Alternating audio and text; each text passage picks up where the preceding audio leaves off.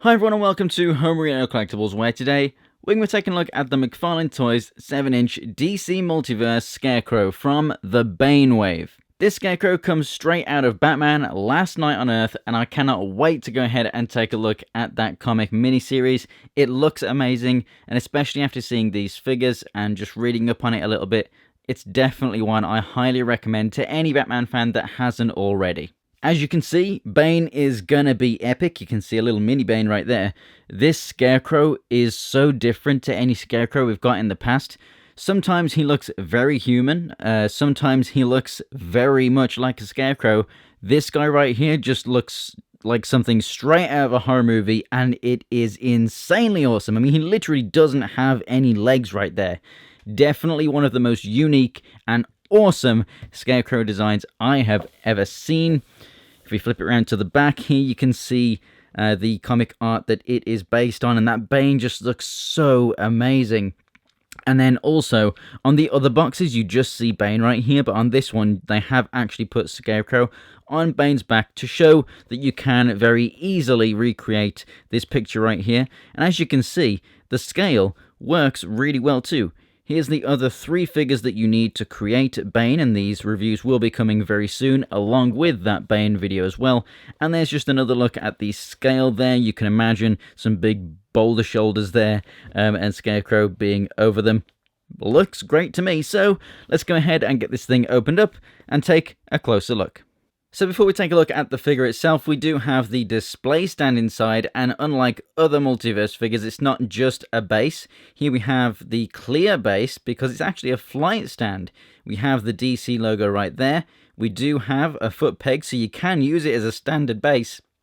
But then it also has this tower piece, which simply clips straight in, I believe, or does it slide? Oh no, it slides in. Very nice. And then taking a look at the top of this cradle, this piece rotates up and down, which actually ratchets in place. And then the claws right here actually have little ratchets in them as well. So it's very controlled and very, very nice. It looks really good, very sleek. Again, love the fact it's still got the DC logo on there, and that it still has the foot peg, so you can use it as a standard stand if you really want to. This is really cool. And then we also have, as usual, the same artwork that's on the back of the box in a little collector card form. Just like Pokemon cards and stuff, where I have the binders, I'm going to have to get a binder for these cards. They look fantastic. And then on the back, you have your little bio as well. Very, very cool. And here is the Scarecrow out of the packaging, and this is such a cool figure. I mean, yeah, it doesn't have legs, but what it doesn't have there, it makes up so much in just the awesome, creepy, gruesome horror factor. I mean, Scarecrows, as they normally are, they're pretty cool figures, and they're normally really, really interesting and change a lot from Scarecrow to Scarecrow. This guy is just out of this world. He is so, so awesome. Now, in the very, very Arkham style, this one's a little bit bent right here, but the syringe fingers look amazing. He does actually have actual hands right here. You know, these aren't actually his fingers. They're just the kind of bionic gloves things he wears. I love the fact that he has the kind of Batman-esque fins on the arm there as well. And there's just such awesome detail all throughout his coat jacket right here. We have this kind of pipe section, which I guess would be his fear toxin. And then just look at that for a head sculpt. This does have a really, really cool feature whereby you can actually take this off right here. It just simply plugs together in 2 pieces. And there is the head underneath there, looking so, so cool. He does actually have hair. He's got bright red eyes. The face is done absolutely perfectly. The mouth is epic.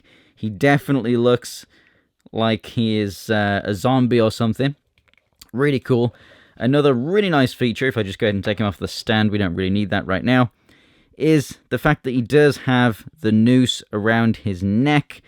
Really, really cool kind of skeletal design there. You can see his intestines, And if this looks kind of strange, that's because I presume this is how he plugs into Bane's back to stay in that pose. I think that's a really cool way of doing it. And when it's like that, to be honest, with him being there in his coat jacket and stuff, you don't really notice that. It just looks like some of his insides. So that's totally fine. We have his tailbone right there, obviously lacking some lower appendages.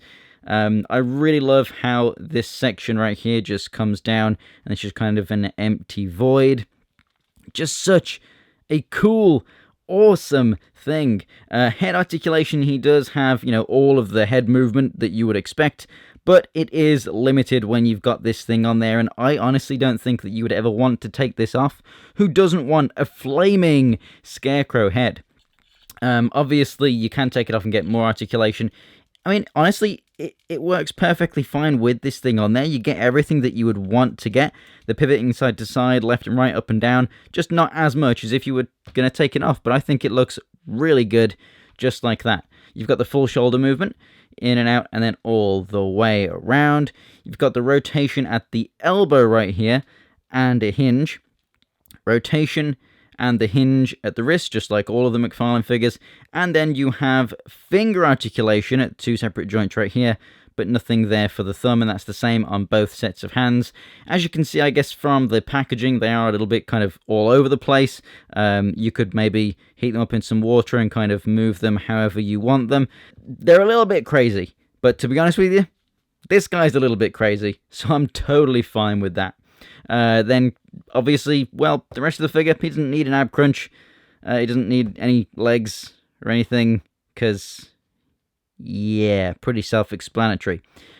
I absolutely adore this guy, if you can't tell. He measures about 6 inches from down here up to the top of his head. But, I mean, I think it's pretty self-explanatory. He's basically half a 7-inch scale figure, and he's going to be in scale with all of your other multiverse figures. He is amazing. I 100% recommend this guy. Not only is this one of the best Scarecrow designs I've ever seen, you've got the Arkham-style hands, you've got the awesome ghoul-like zombie face, he doesn't even have any legs, and his head's on fire. I mean, it doesn't really get much better than that. But it does obviously come with the stand, and it's part of the awesome Bane wave, which means then you'll be able to recreate that. So you've got one of the best looking Scarecrows ever on the back of one of the best looking Bane ever. So yeah, if you can't tell, I absolutely love this thing, and you should definitely pick it up if you're into your Scarecrow. And yeah, I think it's a worthy addition to your collection, even if you don't really like it all that much and you just really want the Bane. This is going to look awesome and completes the look. So thanks for watching, guys. If you enjoyed the video, go ahead and give it a like. If you want to see more from me, there's some videos on the screen right now. And check out the links in the description below for more pictures on my Instagram. For more multiverse reviews, go ahead and subscribe. Thanks for watching, guys, and I'll see you next time.